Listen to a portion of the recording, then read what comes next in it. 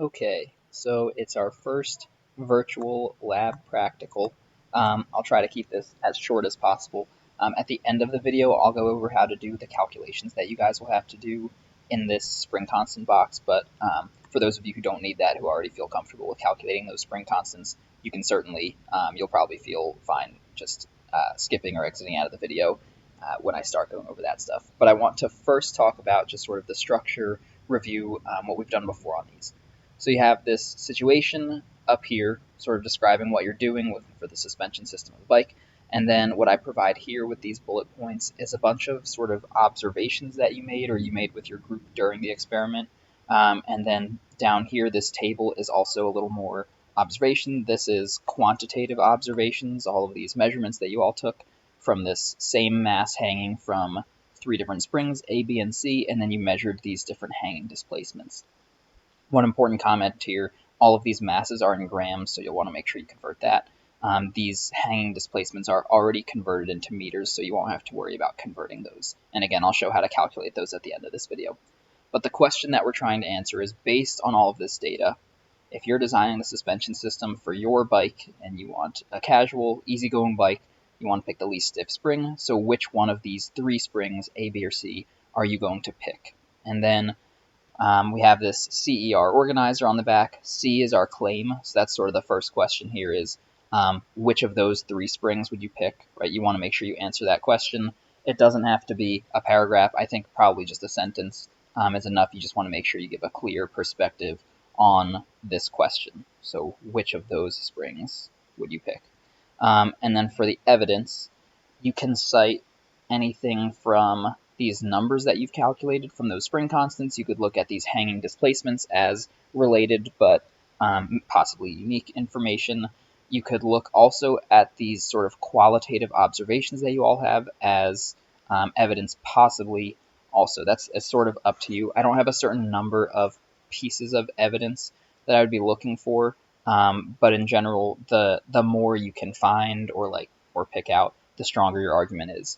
And then the last part of this, and this is usually the hardest part for us, is the reasoning, which is where you connect your evidence. So whatever observations or calculations you've done, how does that support your claim? So how does that support your argument that, let's say, spring D, right? Spring D isn't one of them, but let's say there was a spring D and I said spring D would be the one that I would pick for this bike based on its suspension and its spring constant.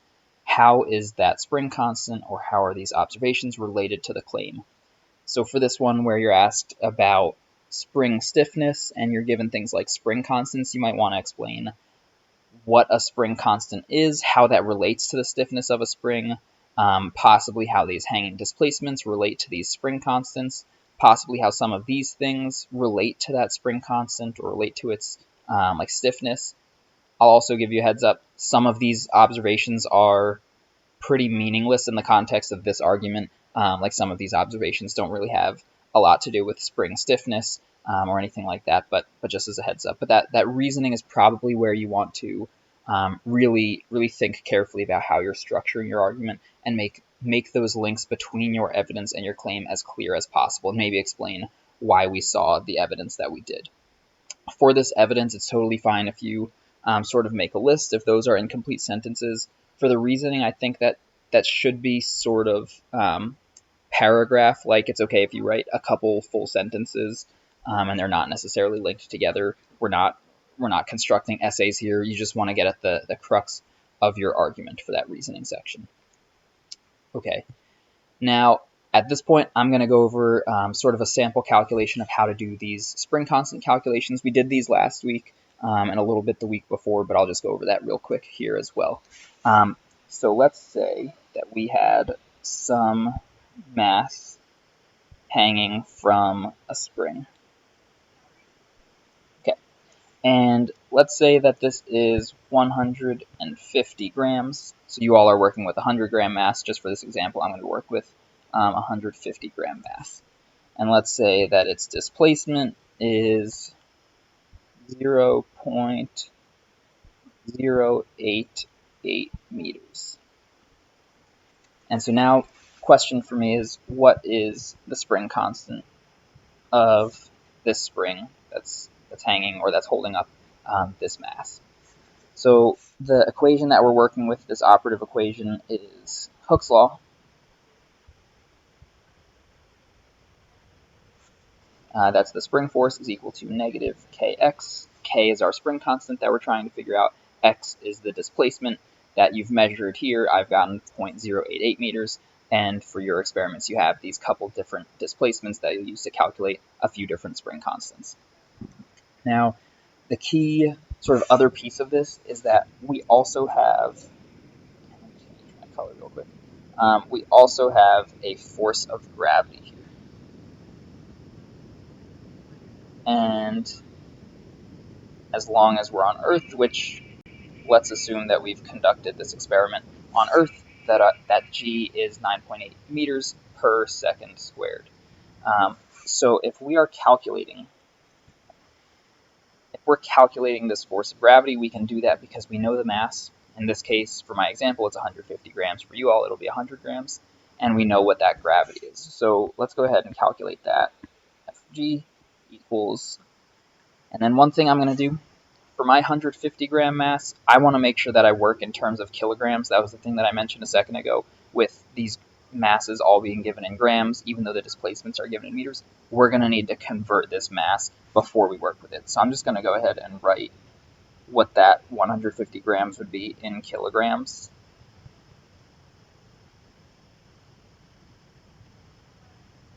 Not 0.15 kilograms times 9.8 meters per second squared. And let's see what we get when I multiply those two together. 0.15 times 9.8 equals 1.47 newtons.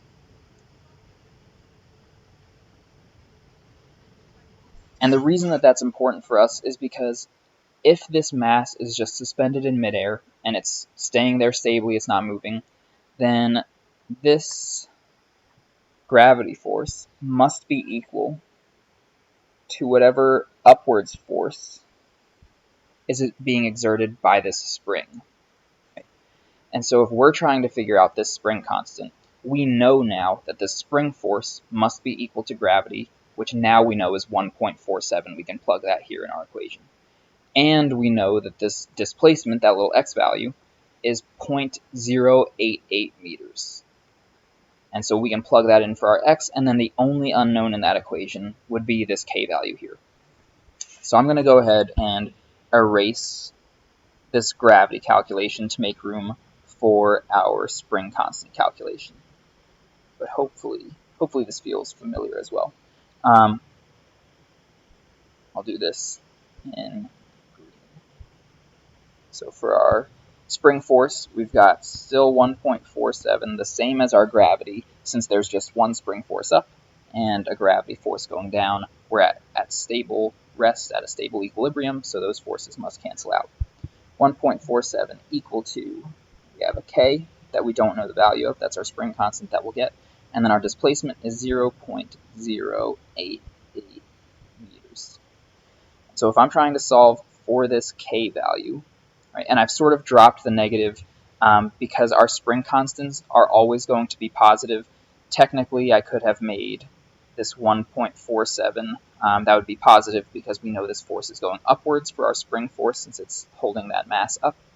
And I could have put, I'll get rid of these in a second, I could have put a negative out front of the whole equation like I have in Hooke's law all the time, but we would also just have a negative in this like displacement because it's a downwards displacement, and so those two things would cancel out. So I just sort of skipped over that, but if you were wondering why I didn't have a negative there, that's why I sort of ignored it for a second. But I'm just going to get rid of that in our equation for now to simplify it, and let's go ahead and solve for that spring constant. So we've got k times 0.088 over here, so if I want to get rid of that 0.088, I have to do the opposite of multiplying these two and divide by that 0.088. So that goes away. And then on the other side, I have to divide 1.47 divided by 0.088 meters. And then I get a spring constant of 16.0 16.70. I technically got 16.704545 going on forever, but I'm just going to round it since we have a 4 next to that 0 to 16.70 newtons per meter. And that's how you get those spring constants. You'll have to calculate 3 different spring constants in this experiment, and then of course go into this CER organizer and create your claim for which of these 3 springs you would pick for your bike.